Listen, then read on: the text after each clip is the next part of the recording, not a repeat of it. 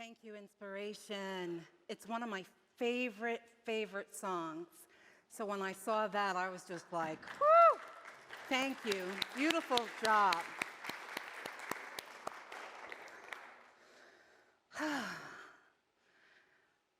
So we talk about living in the present moment, right? Why do we want to do that?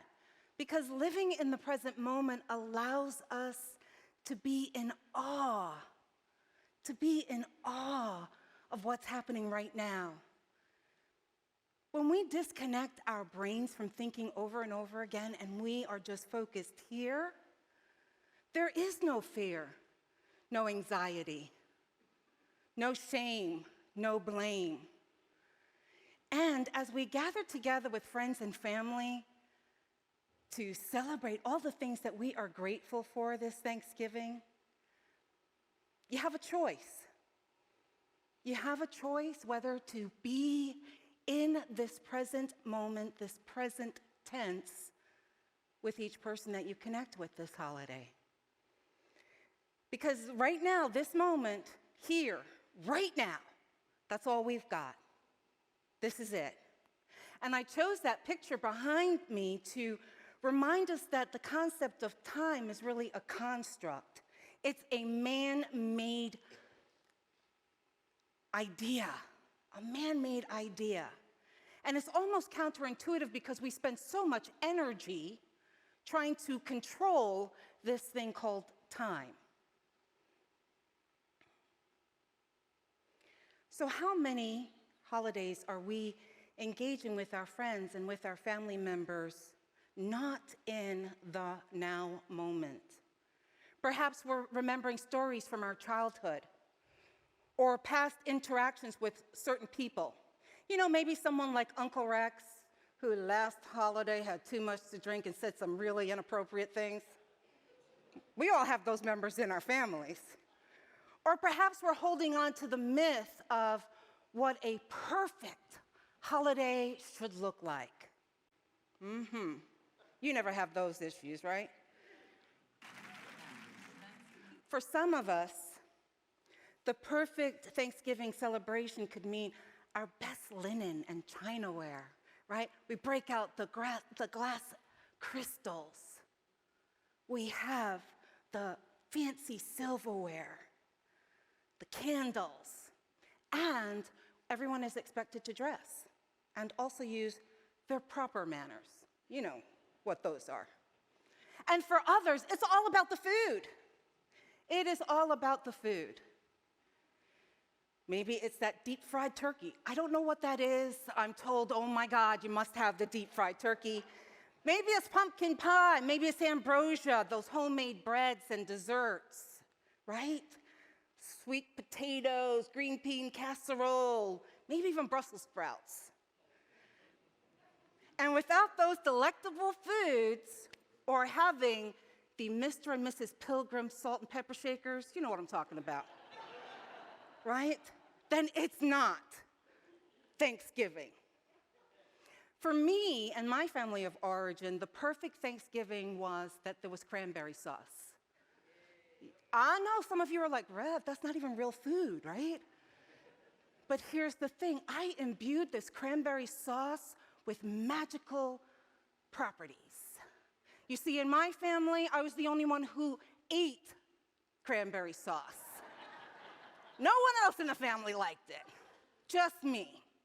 So if my mom remembered to put that 99-cent can of cranberry sauce in the cart, yeah, I didn't even need her to make it, just the can. If she put that can in, then I knew that I was loved. And if she forgot that 99 cent, once again, my feelings don't matter in this family. Cranberry sauce, right? That's a lot of expectations on that poor little can of cranberry sauce. But how many of us have those thoughts and beliefs about what love should look like, what acceptance should look like, what worthiness should look like? And as Thanksgiving comes, we may even feel this sense of anticipation or anxiety based on our past experiences. So you can see in that video, everyone brought their stuff, did they not?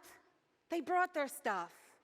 And in that Thanksgiving celebration, the thing that brought them back to present moment awareness was Adele. Well, that's an interesting technique for sure, but I don't think it will work for most of us. So Thich Nhat Hanh says, the present moment is the only moment available to us, and it is the door to all moments, the door to all moments. And what this means is that we have a choice to be in the now moment during this Thanksgiving holiday. We can remind ourselves that now is the only thing that's real, that the memories and the thoughts are stories we are telling ourselves that have no bearing on now. Now, sometimes that's easier said than done, but I also want to pause for a moment and give a PSA. If you're in a family situation that is abuse or violence, you leave. That is not where you stay. You find people who love you, you spend Thanksgiving there, you come here, you have Thanksgiving with us. So these techniques are not talking about violence or domestic abuse. That's beyond this situation. Are we clear? Okay, thank you. So I wanted to share some tips on how do we support each other, how do you support yourself during these get-togethers with families. So I have this cool chart. I love my little charts. And it's about really moving from the resistance to the situation of now into being in the flow again, being in the flow of our divinity. So the first one is, if you find yourself operating from the intellect, those thoughts are going, what you need to do at that point is move your focus from your mind down into your heart center, down into your heart center. You see, when we're in that busyness of mind, we are in separation. I'm going to say that again. When we are in the busyness of mind, we are in separation. The intellect does not connect. The intellect divides. It's how we are trained in our culture to be critical thinkers, spot the difference, to label, to categorize. So once you hear that your thoughts have really started taking over, that you're no longer in this now moment, your head is going, choose to move your awareness into your heart space. And when you're in your heart space, then radiate love out to everyone that's surrounding you. If politics or religion comes up in the conversation, you do have a choice. You don't have to get into that discourse. You can choose to be love as opposed to engaging.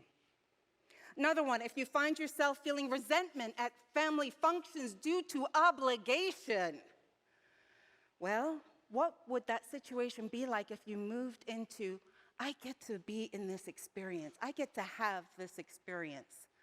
I know it sounds hokey, but for example, when I lived in the UK with Graham, his family hosted lots of holiday events, and I really didn't enjoy going. And I didn't enjoy going because I didn't think that I fit in, and I didn't really feel like I was wanted either. So you can imagine each holiday, the level of anxiety that would come up. And I really had to figure out, how do I shift this? And I thought, this is the family that raised my beloved, that helped shape him into the amazing man that he is, that is my love and light. Oh my God. So I can go to these holidays and be in that place of thanksgiving. They helped create this person.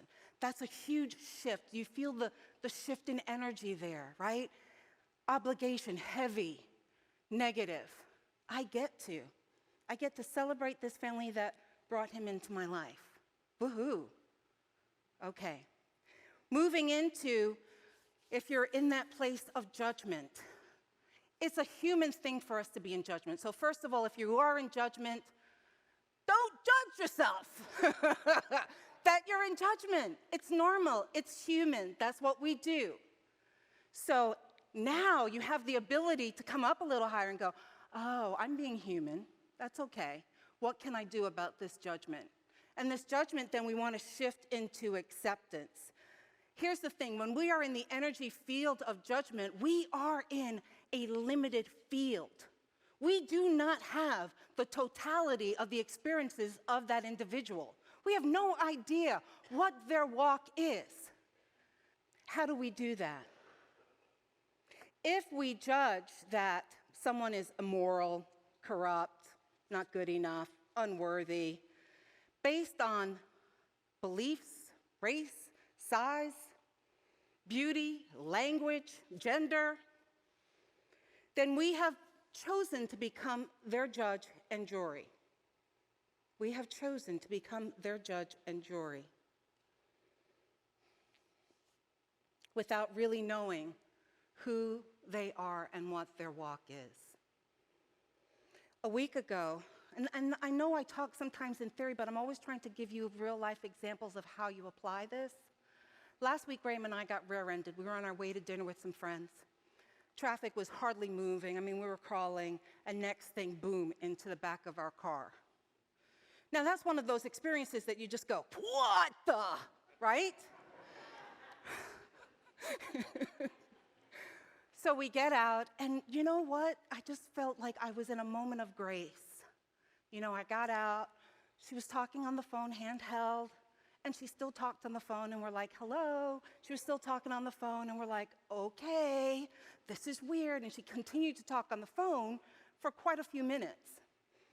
And, you know, finally I was like, are you gonna get off the phone? No acknowledgement. She just kept on going. So finally, she finished her conversation and got out, and we were talking. And she burst into tears. She had just started a divorce proceeding with her husband, and the car that she was in was her husband's. It was grace that we were able to be kind to her. Because in that situation, it's so easy to judge. What kind of moron would run into us when there's red lights everywhere, right? So we have no idea what's going on in people's lives when we interact with them. And to be the love and to be the light and to be the joy, you know, that I was able to just hug her and say, it'll be okay. Wow, that's grace. And then the last one that I want to mention there is dissatisfaction. If you're feeling you're in that place of feeling dissatisfied, moving into appreciation. Here's the thing, dissatisfaction is focused on not enough. It's not right, it's not enough, it's all of those, and that's a lack consciousness. So when you're in that, imagine what you're going to attract in that field. More dissatisfaction, thanks Liz. More dissatisfaction.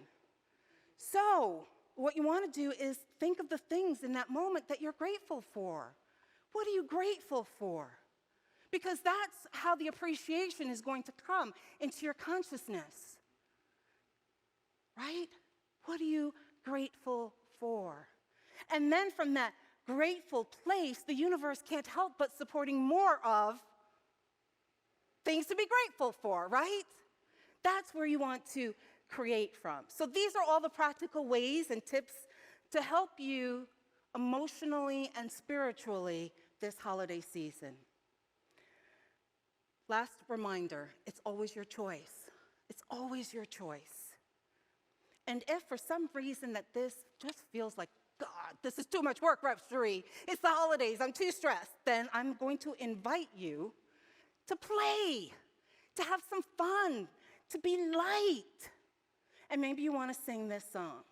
Because you know I'm all about that bass, more butter. I'm all about that bass, more butter. I'm all about that bass, more butter. I'm all about that bass, bass.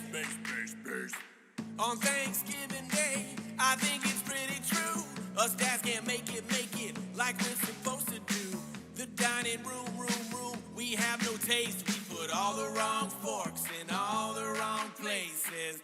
I see the magazines with all the recipes. My daughter, she could make it, but me? Daddy, please. So mommy hands me says you gotta sock till every inch of it is perfect from the bottom to the top. Oh yeah, mama, she told me don't worry about the pie. Don't worry, don't worry. She said I'd burn them because I screw up everything I try. He cannot cook it, he's gonna burn your stuffing is dry and your casserole's made of wrong. It looks like pudding, disgusting. So get this baster and timer and go ahead and move along.